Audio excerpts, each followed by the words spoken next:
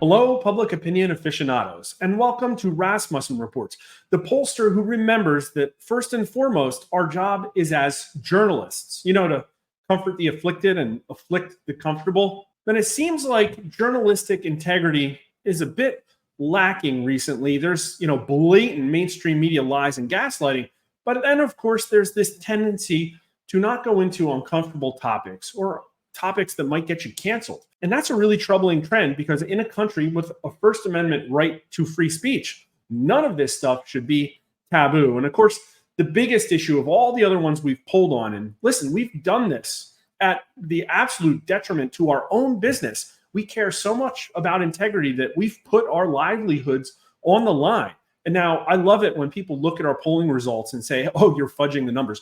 Listen, if we have the integrity to go out there and poll on election fraud and vaccine safety, we also have the integrity to report our numbers to you unfudged. But if that's a convenient way that you can prevent yourself from experiencing cognitive dissonance, go ahead. But of course, what we're going to get into today is our recent COVID vaccine safety polling. And hang on to the end too, because just like in all our other videos, we're going to take a minute or two to look at the state of the race, as well as last night's surprising overnight 2024 matchup results. And here's a little note for all of you would-be censors at YouTube and Google. We're not scientists. We're not doctors. We're not giving medical advice.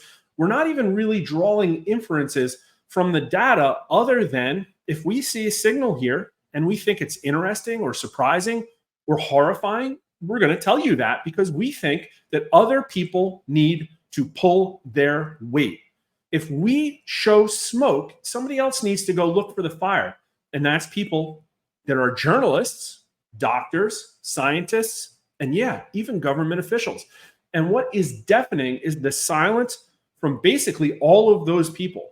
Now, here are the crosstabs, but before we get into it, remember that we found that 7% of all vaccinated Americans out of their own mouth say they experienced a major side effect, that nearly half of all Americans think it's at least somewhat likely the COVID vaccines are causing a significant number of unexplained deaths. And then there was that incredible poll that showed that equal amounts of Americans, roughly equal amounts, 11% to 10%, say they know somebody in their extended family that they think died from either COVID or the vaccines. Like, that's pretty troubling in and of itself. But how likely is it that side effects of the COVID-19 vaccines have caused a significant number of unexplained deaths? And now it is no longer nearly half.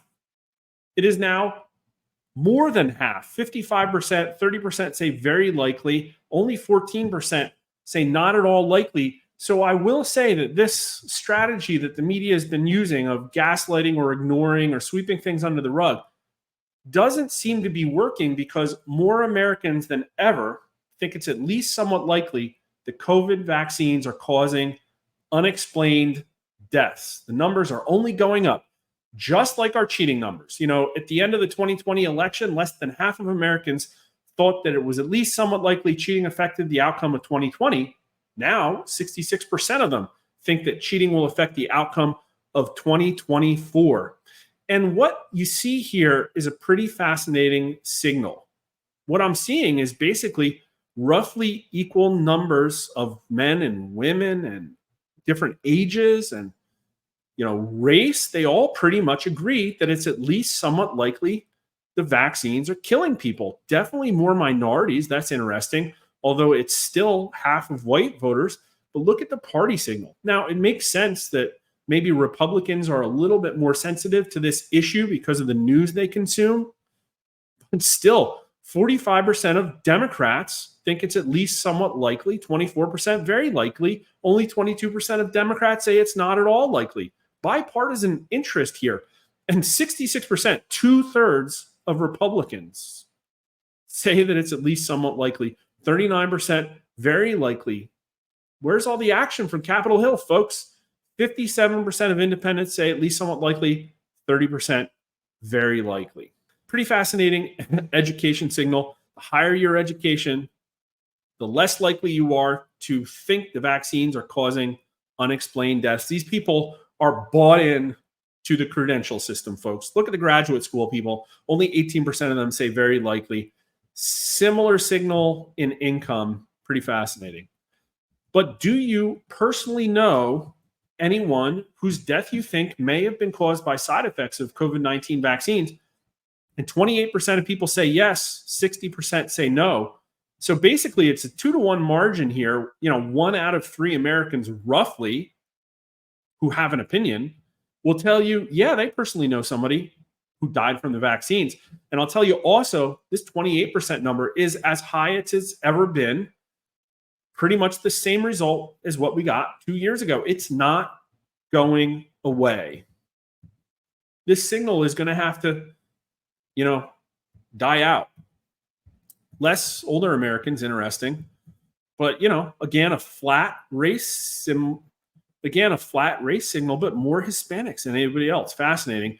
And here are the party numbers, and 21% of Democrats say yes, 33% of Republicans. Very similar to the last time we ran it. And it shows that, despite the increasing tendency of Republicans to have alternative and independent news sources, it is still a bipartisan signal. And definitely people who think it's very likely vaccines are causing significant numbers of unexplained deaths are much more likely to say they personally know somebody who died, 60%. I mean, that's obviously where the signal is coming from. But which is closer to your belief? There are legitimate reasons to be concerned about the safety of COVID-19 vaccines, or people who worry about vaccine safety are spreading conspiracy theories. And again, these numbers are holding rock solid. 48% think there are legitimate reasons to be concerned. Only 37% think it's conspiracy theories. Out to party. Barely a majority, 53%, think the vaccine safety issues are conspiracy theories among Democrats. Republicans at 60% to 27%. Independents, 48% to 29%. Yeah, I'll just throw this up quick. I mean, here's the first time we ran it in December of 2022, almost 2 years ago. It's incredible. 49% think it's likely COVID vaccines are causing unexplained deaths. 28% know somebody personally. 48% and 30%, literally the exact same numbers. It's not going away, folks. But let's stop in on the race. Here's Poly Markets, and Trump is down 1 point, still pretty much neck and neck. Not sure what's driving that. Probably not the assassination attempt. Probably just market action. Here is Real Clear Politics, and things are definitely starting to look more blue. New York Times, Trump +1. Rasmussen Reports last week, Trump +2. Atlas Intel, super accurate, well-respected, Trump +3. Harvard Harris tied. I think you'd also see Wall Street Journal recently had, I think, maybe a tie. There's definitely a group of pollsters clustered around Trump +1 or 2, and we believe them. And they're high-quality pollsters, time and time again, proven right. Or if they make mistakes, we'll adjust for mistakes. But then you see another group of pollsters, interesting, clustered at about Harris +4. I mean, except for Morning Consult at Harris +6. You got to be kidding me. Don't believe it here, folks. 11,000 likely voters. There's a difference between precision and accuracy. Their money would have been better spent by splitting this up into multiple polls and releasing them over a period of time, but whatever. Everybody seems clustered around Data for Progress, a progressive think tank. Really fascinating. Or they're using the Ipsos panel, limited to only 60,000 Americans. I mean, again, we could go into all the crosstabs for these. I don't have the time for it. But remember, in ABC News Ipsos, to get to Harris +4, they gave Kamala Harris a 27-point favorability advantage over Donald Trump. It's not reality. Another reason, this is, again, like the reason to look at us and where our daily numbers are at. We put these out. We're the only ones in the industry. And it's like, where is the leftward movement to justify all of these new Democrat-leaning polls? Kamala Harris has pretty much been stuck at about 46, 46 and a half, all the way going back to like the 24th of August, which coincidentally is when the DNC ended and RFK supported Trump.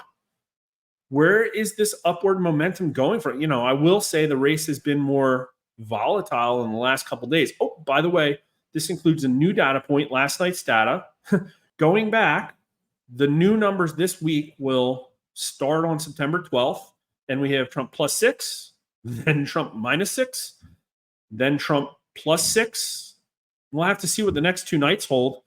You know, those results alone would be about a Trump +2. I don't know. I expect it to kick around and Trump +1, Trump +2, which is a national popular vote win and the best Trump's ever done in polling. Kamala Harris is stuck at a feeling of, just to be kind, 47%. Donald Trump has earned his 49%.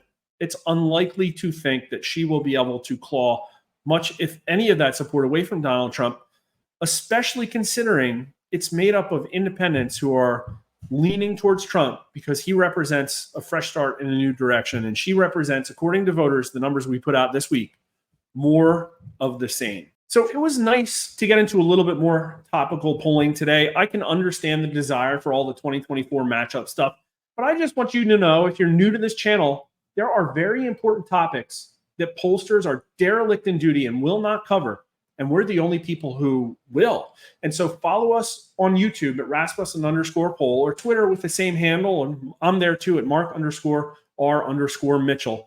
You know, once this election comes and goes, pretty sure we're going to be accurate, probably within the margin of error. It's a habit that we've cultivated.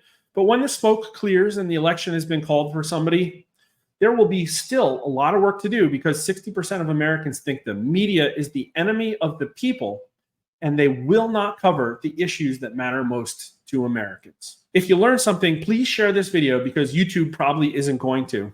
And thanks for watching.